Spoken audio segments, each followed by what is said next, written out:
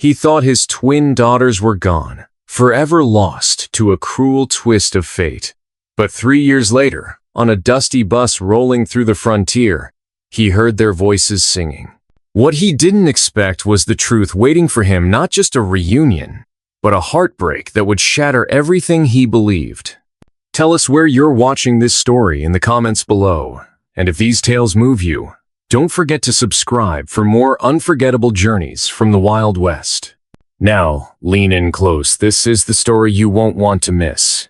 I was just a shadow then, a ghost boy with ribs you could count through torn linen, and a name that nobody bothered to learn. That morning, I didn't wake up in a bed I hadn't in years. I crawled from behind the crates behind Murphy's trading post, the same crates where the rats and I shared our breath during cold nights. My stomach screamed in a way that made my spine curl inward, like it was trying to escape the hunger clawing inside me. I didn't think anything about that day would be different. The sun was already high and mean when I found myself staring through the cracked window of Murphy's. The scent of bread wafting out was enough to make my vision tilt. I'd memorized that store layout by now, every shelf, every shadow, every step the fat merchant took behind the counter. But what I hadn't seen before was the man. He stood there, an old native man, proud, quiet, his skin weathered like cured leather, silver braids hanging heavy against his shoulders, each strand tied with beads that glittered faintly in the dustlight. He was holding a pouch, not begging, not pleading, just offering. His stance was dignified, but even from outside I could see the fatigue in his posture. Murphy towered over him, face red and mean. I couldn't hear everything through the window, but I caught the words that cut. "No trade for your kind," he spat, loud enough for half the street to hear. "Take your junk and crawl back to wherever you came from." The old man didn't flinch. He stood straighter. He opened the pouch and gently spread the contents on the counter. And even from where I crouched in the dirt, I could see how carefully those things had been made, beadwork like I'd never seen. Patterns that sang without sound. Small tokens that held generations in their threading. He wasn't selling. He was giving pieces of himself. And Murphy, that bastard, laughed. He swept it all off the counter, in a single, violent motion. The beads scattered like raindrops across the floor. One piece, a delicate necklace of white and red, landed near the spittoon. And then, like stepping on a worm, Murphy crushed it under his boot. That sound, the snap of it, wasn't loud, but it hit me harder than thunder. The old man made a noise I'll never forget. Not a shout, not a cry, something smaller, something too tired to scream but too proud to stay silent. His shoulders sagged a little, and something in me, the part of me that had learned to stay hidden and quiet and out of the way, something in that part snapped clean in two. I should have run. Instead, I walked into the lion's mouth. The door slammed open so hard, the glass trembled in its frame. I hadn't planned what to say. Hell, I didn't even know why my legs were moving. But suddenly, I was inside, with my bones rattling under my skin, my hands, fists by my sides, and 3 grown men turning to look at me like I was a moth that had flown into a fire. Murphy blinked at me, and for a moment, I saw confusion in his eyes. Maybe he didn't recognize me, the filthy boy who scavenged from his garbage and stole scraps behind the stables. Or maybe he did, and couldn't believe someone like me would dare speak. I said, "Leave him alone," I muttered, my voice cracking like dry wood. They all laughed. Not the old man. He looked at me the way you'd look at someone picking up a burning coal with bare hands, a mix of awe and sorrow. He even raised a hand toward me to warn me back, maybe. But I didn't stop. That's the thing about growing up with nothing when you've got no future to lose. Even death doesn't scare you the same way. Murphy's men moved first. Big, hard-knuckled men used to breaking bones for Clyde Hargrove, the real power in town. I'd seen them drag folks out of bars and throw them into the dust for looking at Clyde the wrong way. And now those same men were moving toward me, their boots thudding like drumbeats. But he didn't back down. Because I'd watched too many people get stepped on.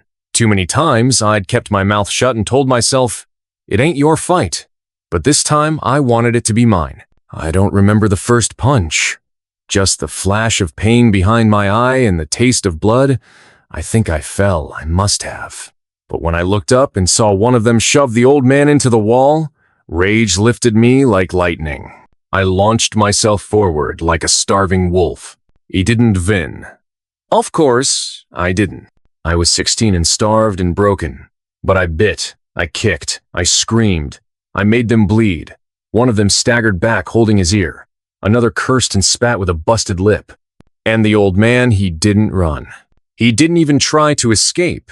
He stood beside me, and he took a blow that would have cracked my ribs clean in two. That's when the door opened again, and everything stopped. The sheriff stood there, face lined with years and sun, hand resting lightly on the revolver at his belt. He didn't say anything, just looked. At the mess, at the bruises, at the beadwork still lying broken on the floor. The silence that followed was louder than the shouting. But even then, none of us, not Murphy, not Clyde's thugs, not the sheriff, not me, none of us realized who we just spilled blood in front of. Because that old man, that wasn't just some wandering native grandfather looking for medicine. That was Chief Royce Barrett. And what followed would echo through the hills long after we were dead and buried. I didn't sleep that night. The pain in my jaw wasn't what kept me up, though it throbbed with every heartbeat like a second pulse. It wasn't the cracked rib either, or the way my lips split open again each time I moved it wrong. I'd known pain before. Hunger teaches you all its names. What kept me up was the way the old man looked at me as they walked him out of the store. The way his hand brushed mine firm, steady, like he was passing something invisible. Respect. Maybe even gratitude. But I didn't deserve that. I was nothing but a dumb, angry kid who couldn't stomach injustice when it came wrapped in silence. And now, I'd lit a fire I didn't understand. The sheriff didn't arrest anyone that day. Not Murphy. Not the thugs. Not even me. He just told them to clean this mess up and sent everyone scattering with his stare alone. Then he knelt beside me, this boy, with blood on his face and fury still boiling behind the bruises, and said quietly, "Go home, son." He must have known I didn't have one. The days that followed felt like waiting for thunder. Words spread through the town like a slow storm. Most folks didn't say much, but their eyes followed me now. The boy who stood up for a dying tribe. The boy who got himself half killed over some Indian junk. I thought maybe, just maybe, people might soften toward me. Give me a crust of bread, a blanket, a nod. But all I got was distance. Like standing up had made me contagious. Murphy made sure of that. He told folks I attacked first. Said I was wild. Ungrateful that I was probably part native myself. And that the whole thing was some scam. And they believed him. Of course they did. He was white, rich, and loud. I went 3 days without eating. Slept behind the broken fence at the church, curled in my coat like a dead animal. On the 4th morning, I woke to a whisper on the wind. "You hungry, boy?" I shot up fast, eyes darting for danger. But it was him, the old man, Chief Royce Barrett, standing maybe 10 paces away, hands folded, watching me with eyes like smoke and mountain stone. I didn't answer. I was too stunned. No one ever came looking for me. Not in kindness anyway. He tossed something toward me. A bundle wrapped in cloth. I caught it like a reflex, and the smell hit first. Roasted meat. Herbs. Warm bread. My hands trembled. He waited while I ate. Didn't speak. Just stood under that dying sycamore tree like time had forgotten him. When I finished too fast, almost shameful, he stepped closer. "I have a place," he said, his voice dry like gravel. "It ain't much, but it's quiet and safe." I should have been cautious, maybe even afraid, but something in me trusted him. Not because of the food, but because in his eyes, I saw something I hadn't seen in a long time. A future. We walked for hours through the canyon pass, past the ridge where crows circled lazy in the heat, over dry creek beds and sun-baked stones. I didn't ask where we were going. I didn't care. The place wasn't what I expected. It wasn't some hidden camp or wild settlement. It was a cabin, small, rough-hewn, standing alone beside a wind-bent pine. There was no smoke from the chimney, no livestock. just silence, and the scent of old tobacco. Inside, the air was thick with memory. Blankets woven by hand, tools carved with purpose, symbols etched into the wooden beams. He lit a small fire, not for warmth, but for ritual. Then he spoke. "I buried my grandson last winter," he said. "Fever took him. Same age as you." I didn't know what to say, so I said nothing. "He was strong," the chief went on, "but not strong enough to survive the world we left him. I see him in you, same anger, same heart." I felt the ache in my throat again, that useless pain that doesn't come from flesh. I looked down at my bruised hands. "I don't know what I am," I muttered. "Not white enough for town, not native enough for your fire. Just nothing." He nodded, not in pity but in understanding. "That's where your strength is," he said. "They see you as neither. But the earth? The earth sees you whole. It knows your name, even if you don't." He didn't ask me to stay. He just left the door open. And I stayed. The days turned slow after that. Not soft, but slow. There was work, always. Chopping, gathering, mending. He showed me how to track mule deer, how to read the wind, how to carve traps that wouldn't waste effort. He didn't speak much, but when he did, it landed deep. Know the land like a brother. Know yourself like an enemy. Every night, he lit the same fire. Burned sage, sat with his memories. Some nights I joined him. Other nights I watched from a distance, learning that silence could be sacred too. But peace never lasts. One morning, while we were tanning hides, we heard hooves. Not one horse, many. The dust rose before the sound even reached us. A posse 6 riders, all in dusters, eyes hard. One of them was Sheriff Colton. Another was Clyde Hargrove's oldest son, Jonas, a rat in a man's coat. They didn't dismount, just circled slow like buzzards. "You're harboring a thief," Jonas said. The chief didn't answer. I stepped forward, fists already tight. "He didn't steal anything," Jonas sneered. "Not him. You. Murphy says you took coin from the register. Says you knocked his man near dead. There's a bounty now. $5. A bounty? Like I was an animal. The chief moved between us. "This land is sovereign," he said. "You come further, you cross a line." Jonas laughed. "You think your old treaties mean a damn thing? We own this valley now. You're a ghost, chief. And this boy? He's not worth bleeding over." I saw the chief's jaw tighten. "You've made enough war," he said. "No," Jonas said, spitting. "War's coming now." That night, the fire felt colder. The chief looked older. I knew something had shifted, something big. I wanted to ask what came next. But he said it first. "You'll have to leave soon." "No." He looked at me hard. "You stay. They burn this place. Kill us both. You leave, they think they've won. But they haven't.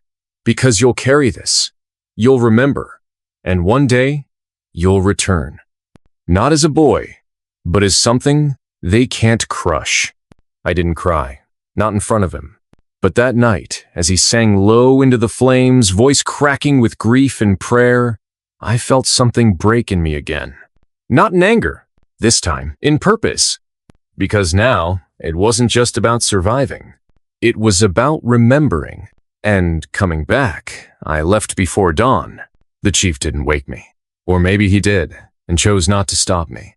Either way, the cabin stood quiet in the early gray, smoke from the fire curling into the windless sky. I left the blanket he gave me folded on the cot. Took only the knife he'd carved and a pouch of dried meat. Every step away from that place felt wrong. I kept looking back, half expecting him to appear in the doorway, maybe say something like, "Change your mind, boy." But the door stayed shut, the mountain silent, and I kept walking. I didn't go back to town, not yet. Instead, I drifted like smoke. South, first past the blackened ridge where wildfire had once carved its signature into the hills. Then west, where the desert opened up wide, and coyotes sang at dusk like mournful women. I scavenged what I could, slept in dry gullies, avoided main roads. I became a shadow with no name, and slowly, something in me changed. I didn't flinch at the cold anymore. Didn't beg. Didn't wait for the world to give me kindness. I took what I needed. Stole when I had to. And though guilt scraped at me some nights like an old thorn in my boot, I remembered what the chief said, "Know yourself like an enemy." I was learning. One day, I found a creek. Water so clear it felt like ice even in the summer heat. I bent down to drink and saw myself for the first time in weeks. I barely recognized the face staring back. The boy I'd been the one who trembled under Murphy's fist, who wept in doorways for scraps he was gone. His eyes had hardened, cheekbones sharper, skin darker from sun and smoke. But more than that, there was a stillness in him now, a watching silence. Like the trees themselves had taught him how to listen before moving. I realized something then. Murphy and his kind, they weren't gods. They were just loud men in a crumbling world, afraid of anything they couldn't chain. And I was becoming something they couldn't predict. 3 weeks passed before I saw a familiar face. I was passing through a camp, not a proper town, just tents and crates and thin smoke rising from cook fires.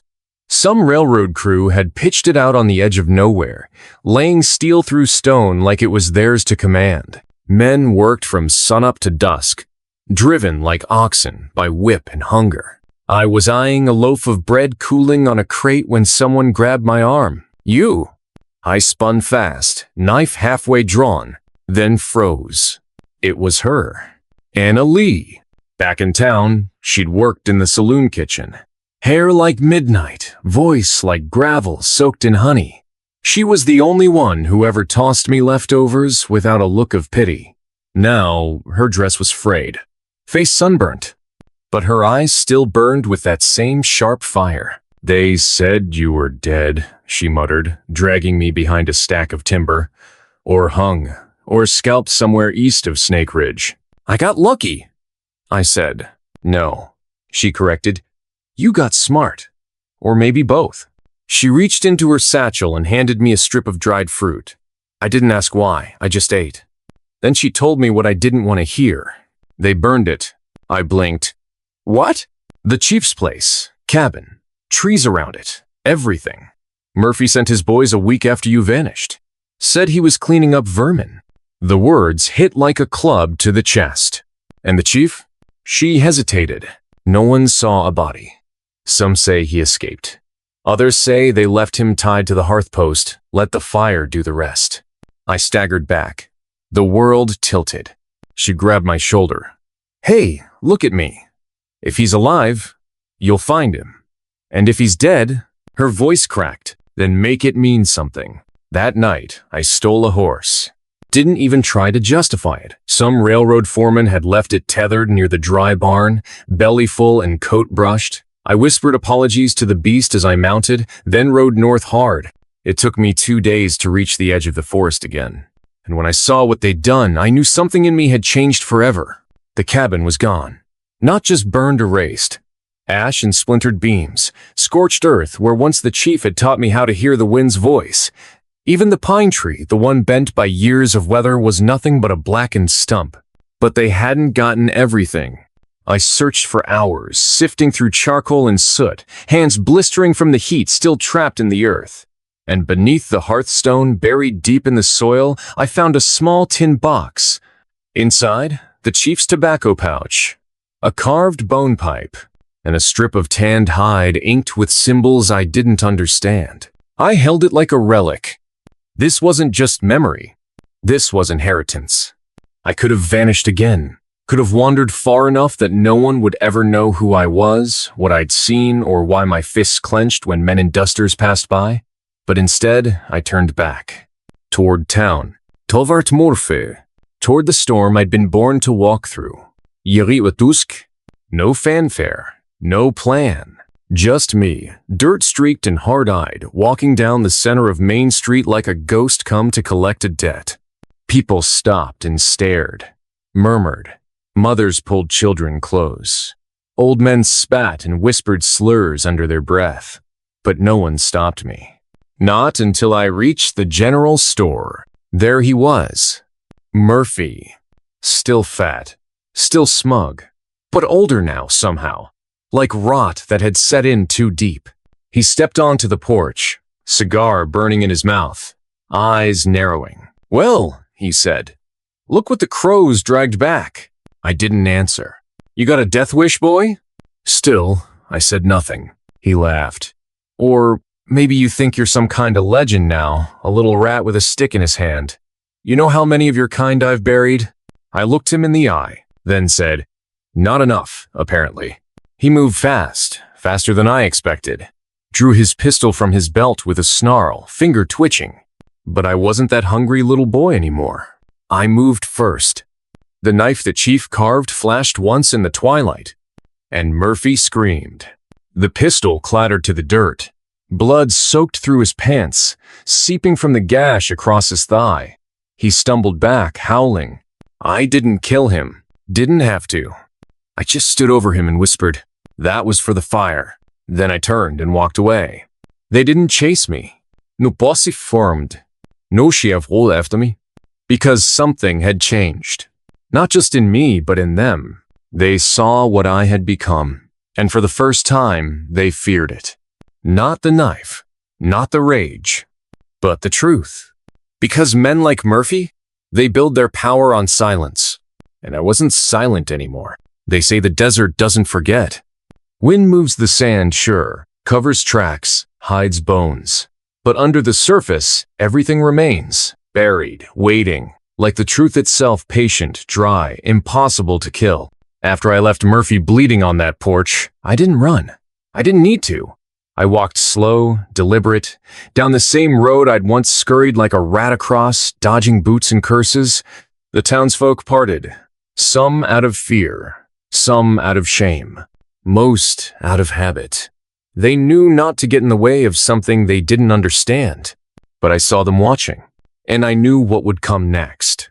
Not immediately. Murphy's scream had barely faded by the time I crossed the ridge and disappeared into the pines again. But men like him always recover, if only in pride. I didn't kill him, and that was my mistake. Because a wounded dog bites harder. The next few days blurred. I followed the old railroad tracks west, where they curved between the cliffs like rusted scars. A tattered map I'd lifted from the railroad camp pointed me toward a forgotten outpost, an abandoned way station where the wind howled through broken windows like mourning. It was there I found my first message. Scrawled on the wall in coal, "They're coming." I didn't know who wrote it, but I knew who it meant.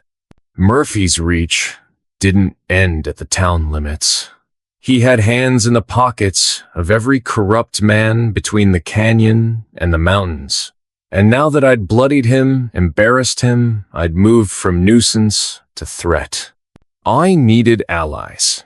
But where do you go when most men only see you as a ghost? Or worse, a warning. I remembered the girl, the chief's granddaughter. The one who stood proud beside her dying grandfather and didn't cry, even when the fever made his body shake like a tree in a storm. She had a fire in her eyes that no sickness could snuff out. I didn't even know her name, but I knew where to find her. The nearest reservation was 3 days south by horse, an old plot of red earth barely worth the name, where survivors of 100 broken promises clung to each other like roots to stone. I arrived on the second day of wind, when the sand curled into the sky and made the world burn red. They didn't welcome me, didn't threaten me either, just stared. Old women with eyes like stone, young men with rifles that didn't shake in their hands, and in the center of them all her. Older now, maybe 16, but taller, her braids longer, her shoulders square. She didn't smile, just walked up and looked at me like she was peering through me. Then finally, "I remember you," I nodded. "Your grandfather saved my life." She blinked slowly. "Mine too, more than once." "I'm sorry," I said. She looked past me. "We burned his bones, scattered them into the river. The fire didn't take his spirit." I lowered my head. "Good." She asked me my name. I told her. Then she said hers. Asha. It meant hope. She said her mother gave it to her before a fever took her in the winter. I asked her if she still believed in what her name meant. She shrugged. Some days, I stayed 3 nights. Slept near the fire, ate in silence, listened to the stories the elders told when they thought I wasn't paying attention. Tales of wolves that wore human faces, of broken treaties, of spirits that punished those who forgot the old ways. And slowly, they started talking to me. Not all, but enough. They'd heard of what I did to Murphy. Word travels differently among those who've survived the long knives. Not faster, but deeper. They didn't praise me, didn't condemn me either. They just watched, judged. And when I woke on the 4th morning, Asha handed me a bundle wrapped in deerskin. Inside, a rifle. Not fancy, but cleaned, oiled. A handful of bullets wrapped in cloth. I looked up at her. She didn't explain. Didn't need to. "They'll come at night," she said. "You won't see the first one." She was right. It happened 2 days later. I'd set camp in the ruins of an old mission walls still standing. Roof collapsed, windows like eye sockets watching the sky.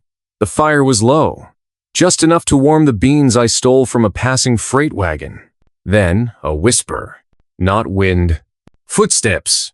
He didn't move. Waited. Let the hair on the back of my neck tell me what my eyes couldn't. Then crack. A twig behind the wall. I rolled hard to the left. The bullet buried itself where my chest had been. Another shot rang out, this one wide. I saw him. One of Murphy's men. Not the sheriff. Just a hired blade. Leather vest. Crooked grin. He stepped out from the shadows, thinking I was already bleeding. I didn't give him the satisfaction. One shot. The rifle kicked harder than I remembered. He fell like a sack of grain. Didn't move again. There were 3 more. I buried them near the well, marked their graves with stones. Didn't say a prayer. Didn't feel guilt. Because they came to kill me for humiliating a man who'd spent his life breaking the backs of others. And I wasn't going to die quietly. When I returned to the reservation, Asha met me with silence. "Then you should leave." I frowned. I thought, "You've already drawn fire to us," she said. "Your presence here is a signal. We don't need that." But she stepped closer, and I saw it. The fear behind her eyes. Not of me. Of the world I was dragging behind me like a storm cloud. "They burned your grandfather alive," I whispered.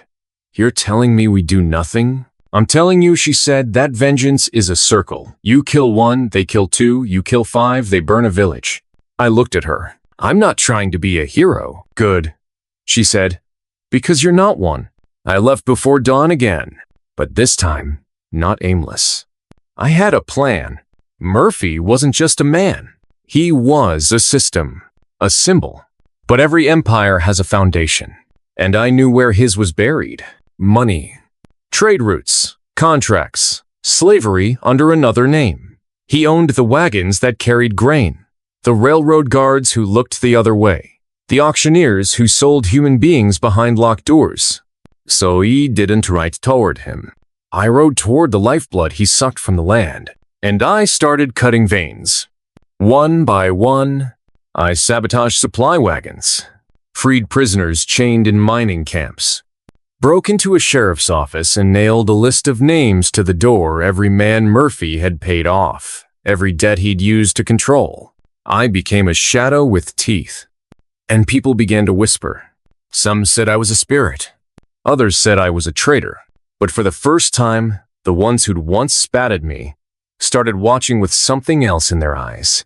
Not pity, not fear, something closer to belief. I'm not done yet. Murphy's still out there, and I know what's coming. A reckoning, not just for me, but for everything this land tried to bury. The first time I saw someone wear my face on a wanted poster, I didn't know whether to laugh or spit. They got the eyes wrong, made me look meaner, crueler, like some outlaw demon crawling from a saloon nightmare. $10 if I was taken dead. Only $5 if alive. That told me all I needed to know. Murphy didn't want justice. He wanted silence. The posters hung from tree trunks and train stops, nailed with rusty spikes like warnings from a crumbling god. Every time I passed one, I tore it down, but they kept coming printed in thicker ink, stuck in wider towns. I'd become a myth. And I hated it. I didn't want to be remembered. I wanted them to remember him, what he'd done, what they'd all watched him do. But the townsfolk, they didn't tell that story. They remembered the part where I beat a man half to death on his own porch. Not the sick child begging for food. Not the old chief who coughed up blood on their floorboards. Memory is a strange thing. You'd think pain would sear the truth in place. But no, it just makes people reshape it into something they can live with. So I made sure they couldn't ignore mine. The first grain silo went up in flames under a yellow moon. No one was inside. I checked. But the fire was bright, hot, merciless. It danced across the night like vengeance itself, swallowing Murphy's name along with the wheat. That same week, 2 more burned. Then the bridge near Junction Ridge collapsed not by nature, but by dynamite. And people started whispering louder. They didn't call me by name anymore. They called me Ghost Rider, the Thin Fire, the kid who came back dead. And Murphy? He started looking over his shoulder. I wasn't doing this alone. I never told Asha, but I think she knew. She always knew more than she said. There were others. A freed railroad worker with half a tongue and a rifle longer than his arm. A preacher's daughter who'd once been sold at auction and now lit fires like she was setting prayers. A half-Mexican drifter who lost his brother in a mine collapse and found his soul in the ruins. We weren't a gang. We were echoes of everything this land tried to forget. One night, at a makeshift camp near Deadwood Ridge, I found an old man waiting by my fire. He didn't speak at first, just nodded at the flames. Rolled a cigarette with fingers like cracked leather. Then, without looking up, he said, "You're making a mess." I didn't answer. He struck a match with his thumbnail. "You know who I am?" "No," I said. "You should," he replied. "Your daddy worked my cattle once. Long time ago. Before he drank himself blind." That made me look. He was right. I remembered the hat now. The limp. The voice like barbed wire. "I buried him," I said. The old man nodded. "Figured." We sat quiet for a while. Then he said, "Murphy ain't the root. Just a branch. You want to kill the tree? You gotta dig deeper." "What's deeper than Murphy?" He exhaled smoke through his nose. "Old money. Railroad contracts. Men with rings and clean boots who ain't never shot a gun in their lives. They own the land under your boots. Own the judges. The banks. Murphy's just their dog.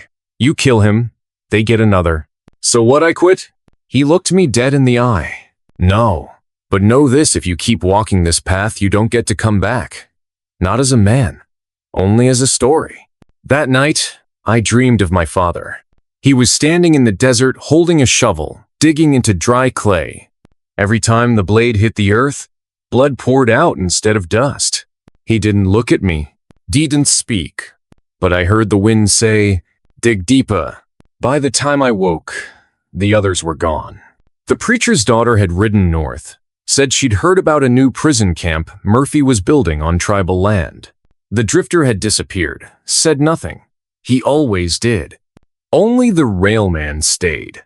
He watched me from across the fire. "I think I found something," he said. "Something big." He unrolled a map. Old, torn. Smelled like mildew and whiskey. He pointed to a canyon west of Rust Hollow. "Used to be a silver vein there, dried up years ago. But Murphy's men? They've been shipping crates out every week. Quiet like, no records, no guards, just wagons with blank brands." "What's inside?" I asked. He lit a match, held it to the corner of the map.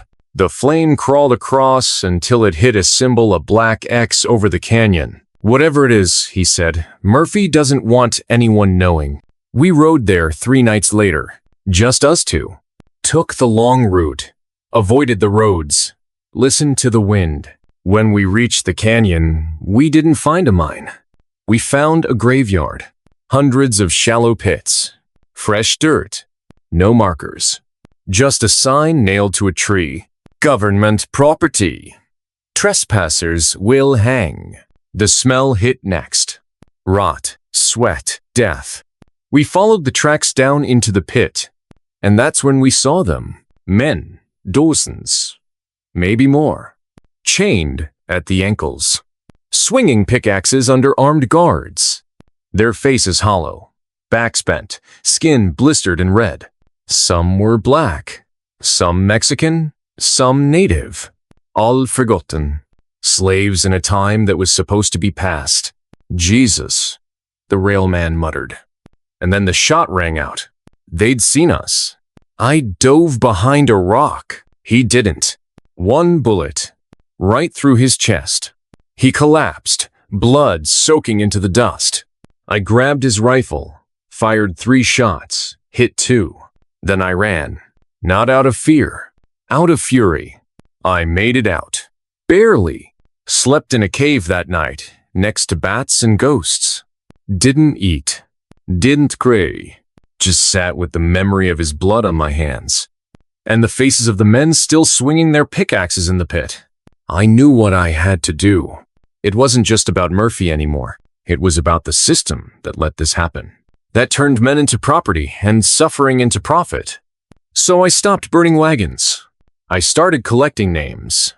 Bankers, judges, marshals. I stole ledgers, broke into offices, tied threads between all of them, and I mailed those threads to every honest newspaper I could find. Most ignored me, but one printed it. Front page. The Canyon of Chains, Murphy's empire built on blood. The next day, the bounty on my head doubled. They sent bounty hunters. Real ones. Men with nothing to lose and everything to gain. But it learned. I didn't fight fair anymore. I fought like the land did, with patience, with fury, with fire. And somewhere in the dust of it all, I heard a whisper from the wind, from the bones of the old chief, from the boy I used to be. Don't stop now. I never expected the letter to make it to print. Too many gates. Too many men with clean hands and dirty hearts in charge of the ink. But when I saw my words staring back from that broadsheet, the ones I wrote by lantern light in a rat-bitten cave, I knew something had shifted.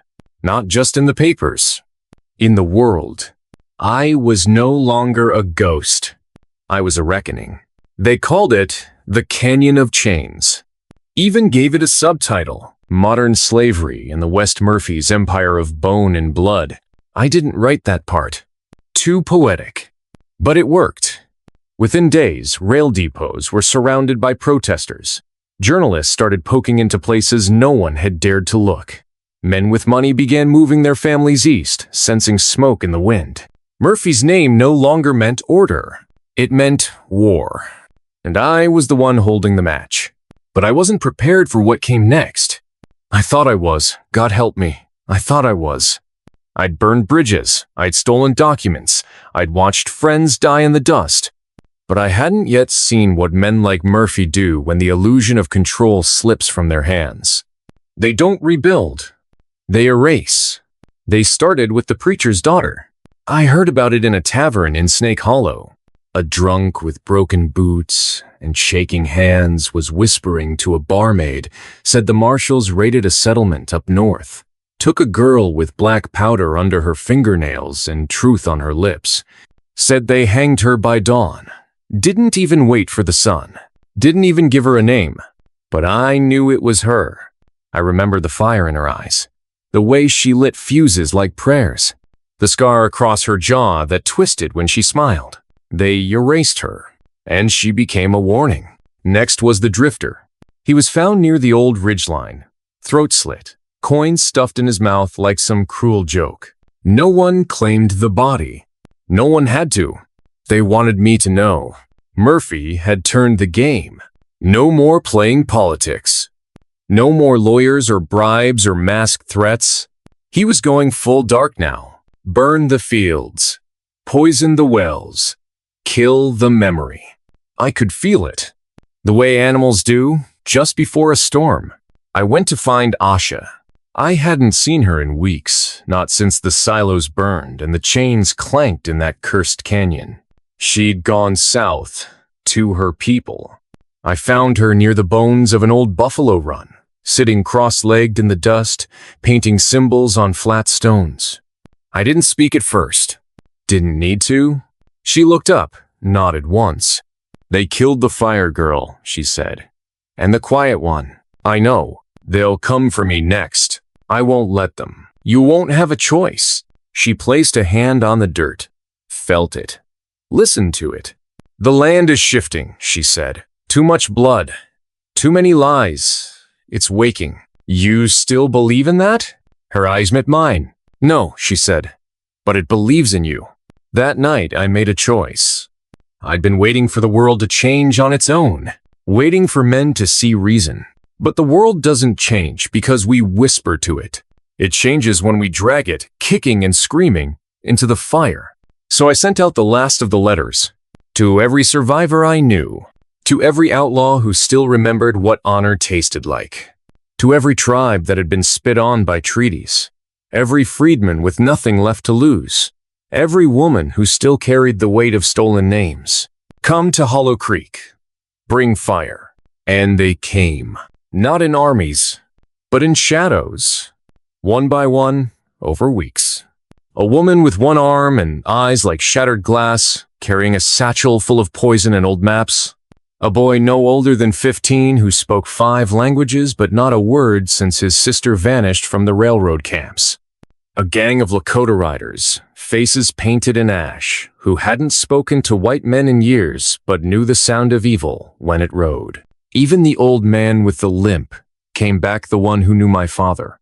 Figured I'd see how this ends, he said, one way or another.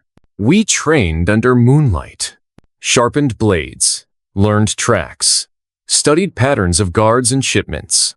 I taught them what I knew, but more than that, I listened. To them, their stories, their pain, their reasons for fighting. Every campfire became a confession, every scar a roadmap, and every night, we became less like strangers and more like a storm gathering in the hills. We struck first, quietly. A telegraph office here, a supply line there. We didn't kill more than we had to, but we made it hurt. We made them feel the pressure in their pockets and the sweat on their necks. And Murphy? He started bleeding allies.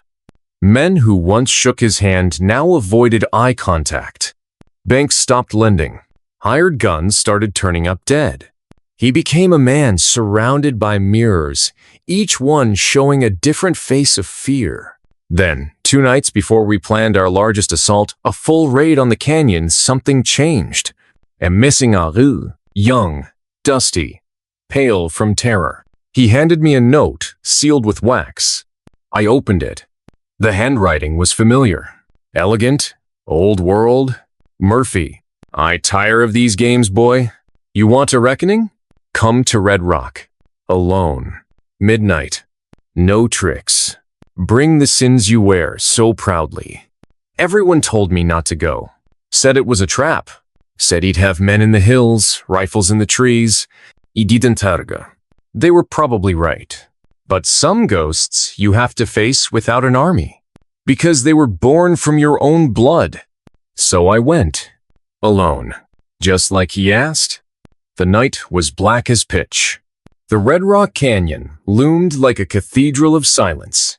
He was there, of course. Sitting on a crate like it was a throne, hat low, coat clean. No guards in sight, which only meant they were close, hidden. Thought you'd run, he said. Thought you would. He smiled. A real one. Thin. Cold. You've cost me a fortune. You cost people their lives. He shrugged. Same thing. I didn't go for my gun. Neither did he. We just talked. About power. About memory.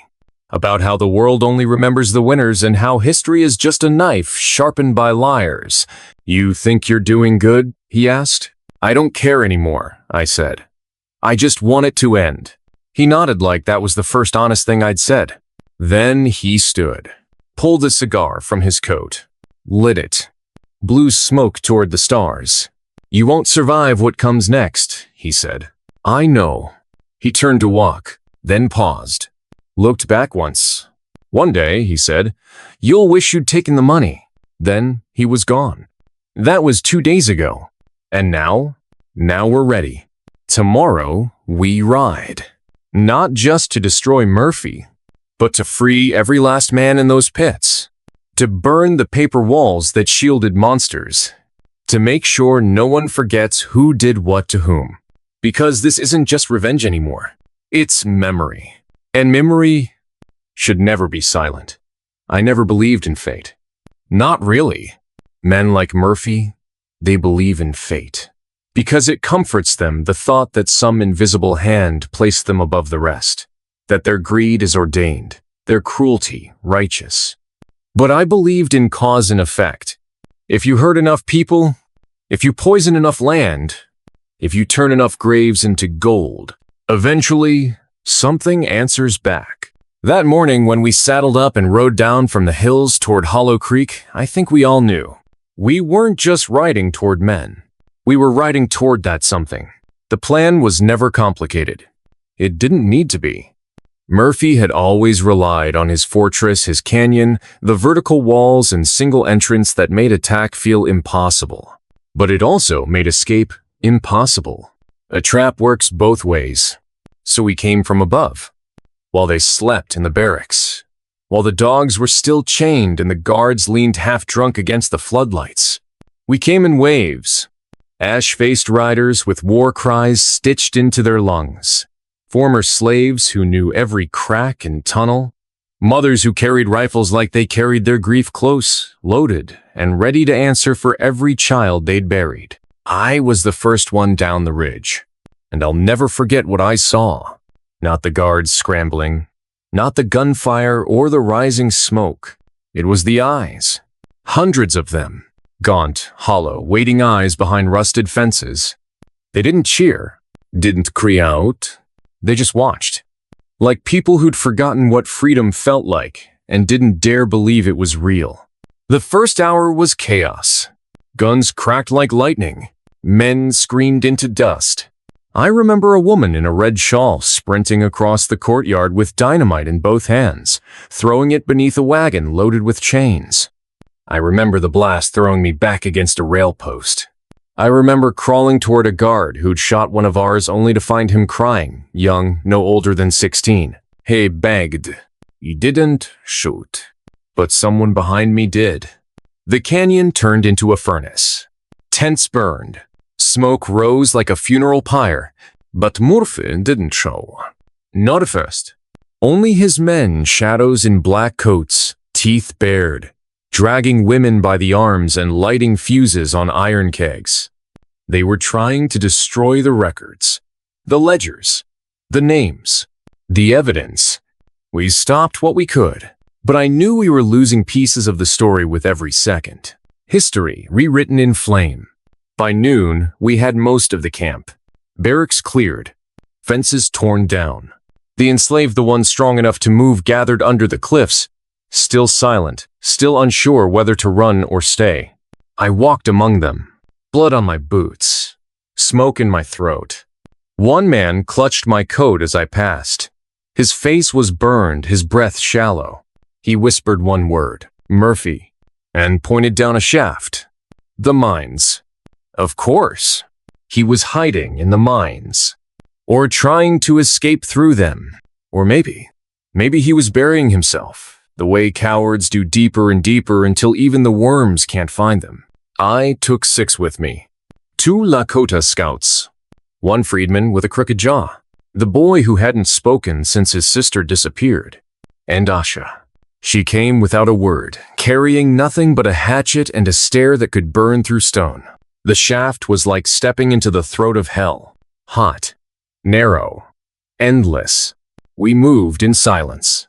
Lit torches from scraps, followed rail lines deep into the dark. At one point, we passed a makeshift chamber, nothing but wood beams and an old table. There were shackles bolted into the rock, and a diary half burned in the corner.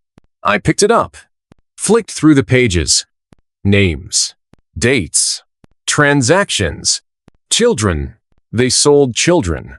Deeper still, we found the chapel. That's what it was, or what they called it. A hollowed-out cavern with an altar made of bones.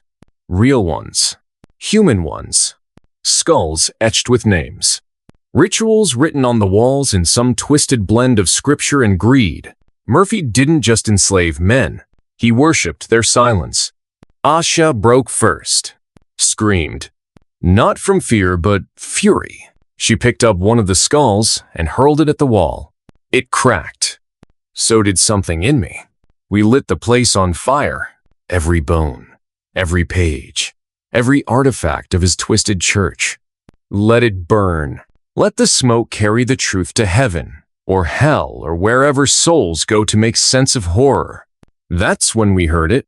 A cough. Weak, wet, behind a collapsed doorframe, deeper in the mine.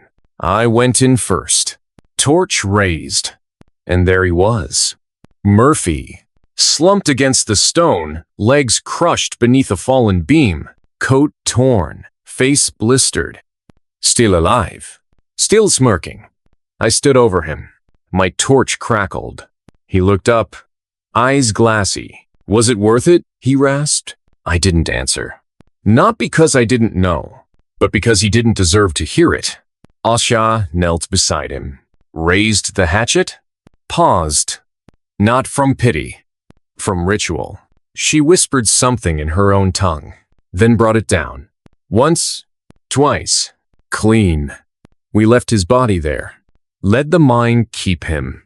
Let the earth digest its own sickness. When we climbed back into the sun, it felt like stepping into a new world. The canyon was quiet now. Not dead, but still.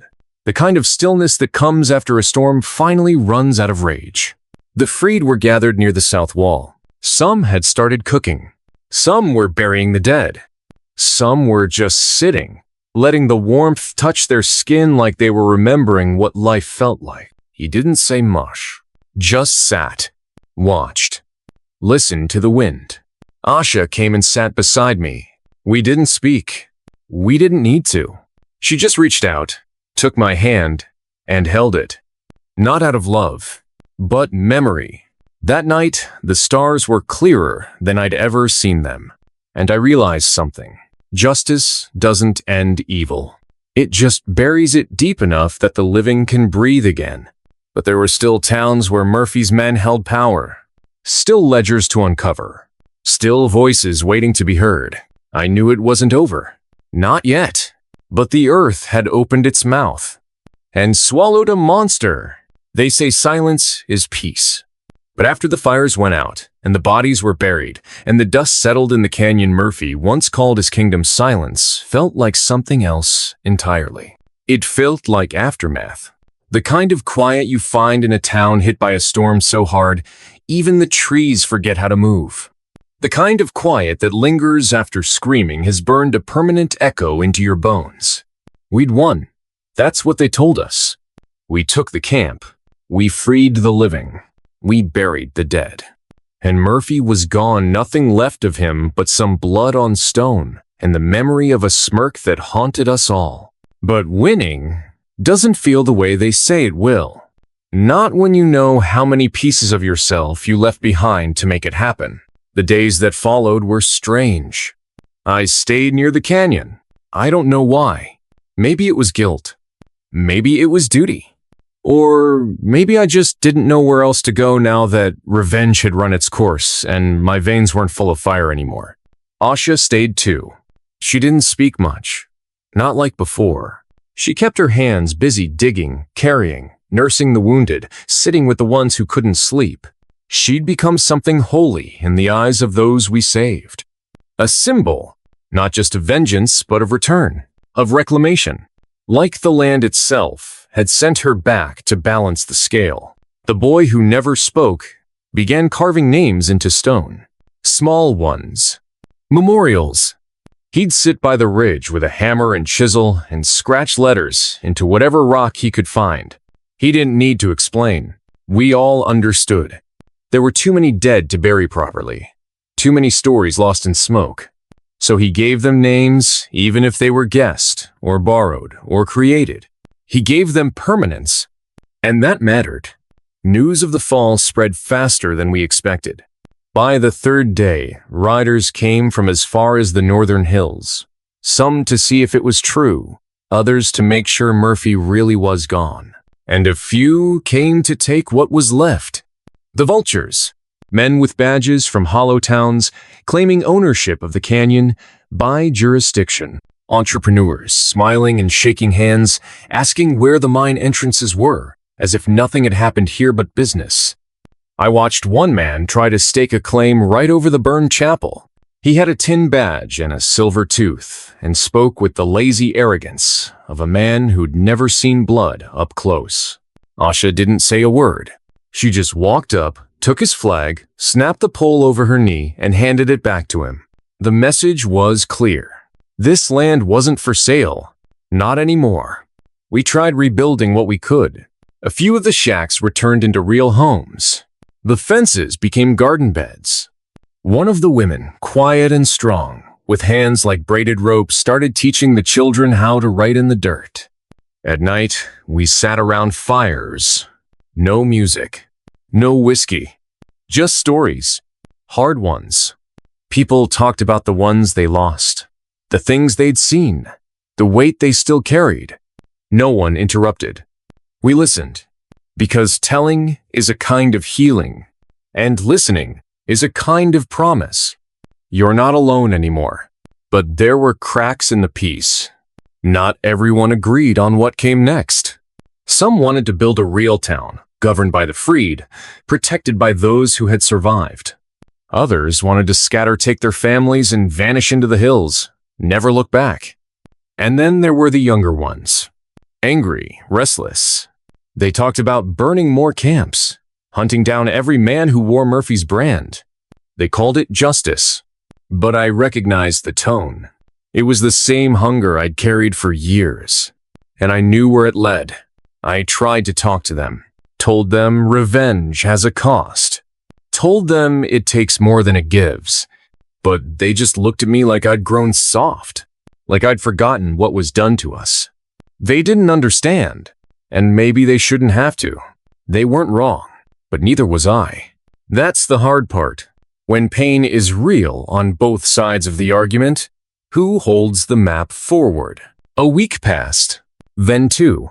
One night, a rider came through from a settlement west of the valley. He was bleeding from the ribs. Said he'd been ambushed. A town called Red Hollow, once peaceful, had been raided. The mayor hung. The stables burned. The attackers wore old uniforms, black coats, Murphy's symbol carved into their rifles. But Murphy was dead, and his camp destroyed.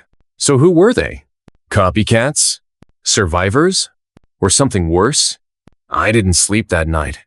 Neither did Asha. We stood by the ridge and watched the stars. There was no need to speak it out loud. We both knew the same thing. This wasn't over. Murphy was just ahead. The body was still moving. Somewhere out there, the system he built the sickness was still alive, still feeding. And if we didn't cut deeper, it would all return. New faces, new names, same evil. At sunrise, I found the boy who carved names. Told him I had to go. Told him others would stay to protect what we'd built. But I needed to follow the fire. He didn't ask where. He just handed me a stone, freshly carved. No name on it, just a date. The day the canyon fell. I understood what it meant. Memory matters. Even when you're chasing ghosts. Asha yoinedme. Of course she did. We didn't say goodbye. Not really. There's no goodbye between people who've survived hell together. Just a nod, a saddle, and a road. We rode west, toward smoke, toward the town still hiding shadows, toward the echoes of a name we thought we'd buried but which still lingered, like ashes in the wind. Riding into Red Hollow felt like stepping into a graveyard where the dead hadn't yet had a chance to rest. The once bustling town was suffocating under a thick layer of dust and smoke, and the silence screamed louder than any gunshot could. Stables burned to blackened skeletons. Shattered windows gaped like empty eyes in crumbling facades, and the smell thick and bitter of burnt wood and lost hope clung to the air. I dismounted slowly, keeping my eyes peeled for any sign of life or enemy. But it felt like the town was holding its breath, waiting for the next tragedy to unfold. Asha was quiet beside me, her face hard as stone but her eyes sharp as the hawks circling overhead. We'd learned the hard way not to trust silence in places like this. No sooner had we stepped into the main street than we saw them, the survivors. Scattered groups of ragged men, women, and children huddled in the shadows, their faces etched with fear and exhaustion.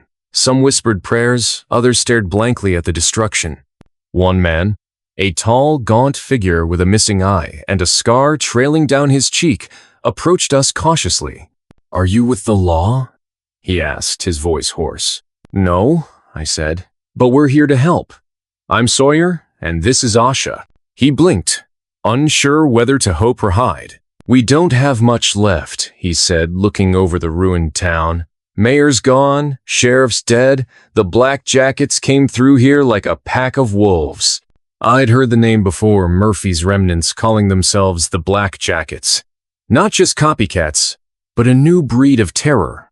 Ruthless and fanatical. They believed Murphy's vision was far from dead. It was just beginning. "They came for control," the man continued. "Claimed the town for themselves. Anyone who resisted ended up like the mayor, hanging from the old oak tree." He swallowed hard. Hanging was a language we all understood out here. As night fell, the town's shadow deepened. I walked among the survivors, listening to their stories, the stolen livestock, the forced labor, the disappearances in the dead of night. One woman, clutching a thin child wrapped in tattered blankets, told me about the last raid, how the Black Jackets had taken everything, and when her husband tried to stop them, they dragged him off to the hills, never to return. Her voice cracked with grief, but she stared at me, demanding justice. I looked to Asha. We both knew the road ahead was darker than any we'd faced before. The next morning, we found the Black Jackets camp deep in the foothills, a sprawling maze of tents and stolen goods. Their numbers had grown. They weren't just a gang anymore. They were an army with a cause twisted beyond recognition. I watched from the shadows as men barked orders, and young recruits drilled with rifles in hand, eyes burning with fanaticism. At their center stood a man who chilled my blood, a gaunt figure with cold eyes that reminded me of Murphy, but sharper, crueler. He wore a jagged scar that ran from his temple to his jaw, like a permanent reminder of violence. I learned his name was Cain. Cain wasn't just a leader, he was a vision incarnate. He believed that the old world needed to be cleansed, rebuilt in the fires of conquest. I had to stop him, but I wasn't alone. Asha and I gathered the survivors from Red Hollow and nearby settlements, farmers, hunters, even a few ex-soldiers who'd lost their way. We weren't many, but we had heart, and that mattered more than bullets. The weeks that followed were a whirlwind of planning, raids, and hard-won skirmishes. Every day was a fight not just for survival, but for the soul of the land. I watched the boy who carved names grow stronger, his silence turning into fierce resolve. He was no longer just a witness to history, he was shaping it. One night, as the wind howled through the hills, I sat by the fire with Asha. She looked at me, her eyes reflecting flames and something deeper, a quiet question. "How much of yourself are you willing to lose for this fight?" she asked. I didn't have an answer. Because the truth was, I didn't know who I was anymore. The boy who once scavenged for scraps had become something new, but at what cost? The final confrontation loomed. The Black Jackets were preparing for a raid that would crush every last spark of resistance. Cain was ruthless. He'd burn towns, kill innocents, and drag the land into chaos if it meant his vision survived. We had to move first. Strike hard. Strike fast. On the dawn of the day we chose to end it, I stood on a ridge overlooking their camp. My heart pounded not from fear, but from something fiercer, purpose. I thought about the old man with his broken beads, about the sick granddaughter whose hands had crafted beauty from pain, about every soul who had been crushed under Murphy's shadow. This was for them, for justice, for the future. The battle was brutal. Gunfire tore through the morning air. Shouts and screams echoed across the valley. Men I had come to respect fell. I fell. But I rose again. Because surrender wasn't a word we owned anymore. When the dust finally cleared, Cain lay defeated. His dream of darkness shattered. The black jackets scattered like ghosts in the wind. Red Hollow and the canyon were free, but the cost was carved deep into our bones. That night, under a sky full of stars, the boy who carved names finally spoke. Not with words, but with a quiet smile. He was no longer the scared child who hid behind crates. He was a warrior, a guardian, a part of something bigger. As we sat around the fire, Asha placed her hand on my shoulder. "No matter what comes next," she said softly, "we face it together." And for the first time in a long time, I believed it. The sun dipped low beyond the horizon, casting a blood-red glow over the scorched earth of Red Hollow. The battle was over, but the wounds both seen and unseen ran deep. As I stood amidst the ruins, the silence was heavier than any gunfire. The faces of those we had lost flickered through my mind like ghosts, each one a story unfinished, a promise made in blood.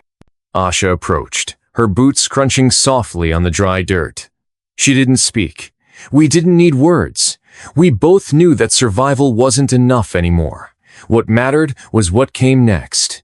The survivors gathered in the town square, a circle of weary souls clinging to hope like a lifeline. At their center stood the elder, the man whose beadwork had sparked this fight, whose quiet dignity had held us together. His face was worn but resolute, and when he spoke, his voice carried the weight of centuries. "My people," he said, "we have endured the darkness and faced the storm. Today we reclaim not just our land, but our honor." I looked around. Eyes met mine, eyes that had seen too much suffering yet refused to bow. It was then I realized that the fight was never just about territory or vengeance. It was about identity, about belonging, about the right to live with dignity. The boy who once crouched behind crates, starving and broken, stepped forward. "I'm Sawyer," he said, voice steady, "and I choose to stand with this family, with all of you." The elder smiled, placing a weathered hand on Sawyer's shoulder. "Then you are no longer alone, young warrior. You carry our legacy now." Days passed, and the town began to breathe again. We rebuilt not just homes and fences, but trust. Murphy's Trading Post reopened, this time under new management. A cooperative where every hand had a voice. The scars of the past remained, but they became reminders, not chains.